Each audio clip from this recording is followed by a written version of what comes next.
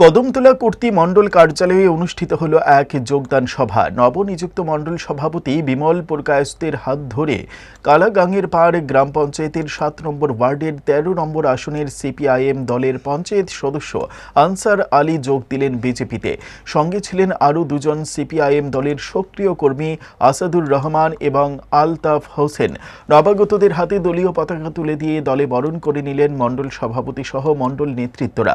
এদিনের যোগদান সভায় উপস্থিত ছিলেন কদমতলা কর্তৃ মণ্ডলের মণ্ডল সভাপতি বিমল পুরকায়স্থ সহ কদমতলা পঞ্চায়েত সমিতির ভাইস চেয়ারম্যান বিদ্যাভূষণ দাস, জেলা সহ সভাপতি করুণাময় নাথ সহ মণ্ডল নেতৃত্বরা।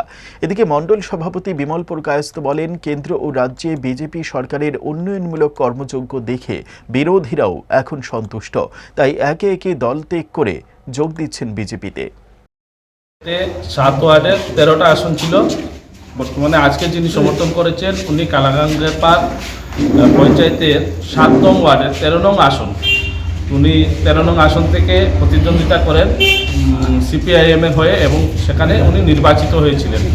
আজকে উনি যে ওনার যে মন মানসিকতা, যেটা ওনার সাথে কথা বলে আমরা জানলাম যে উনি সমাজসেবামূলক চিন্তাধারা নিয়ে রাজনীতিতে আসেন এবং পরবর্তী সময়ে উনি নির্বাচনে প্রতিদ্বন্দ্বিতা করেছিলেন এবং জয়ীও হয়েছিলেন। তো উনি দেখলেন যে ভারতীয় জনতা পার্টির যে পঞ্চায়েতগুলি আছে সেখানে যে উন্নয়ন আর ওনাদের যে সিপিএম শাসিত কালাগাঙ্গের পাড় পঞ্চায়েত ছিল সেখানের উন্নয়ন, দুইটার মধ্যে রাত দিন যে তফাৎ আছে।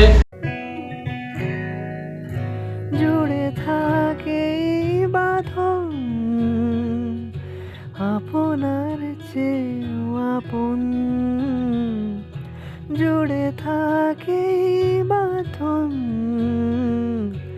আপনার চেয়েও আপন, আপনার চেয়েও আপন। স্বর্ণ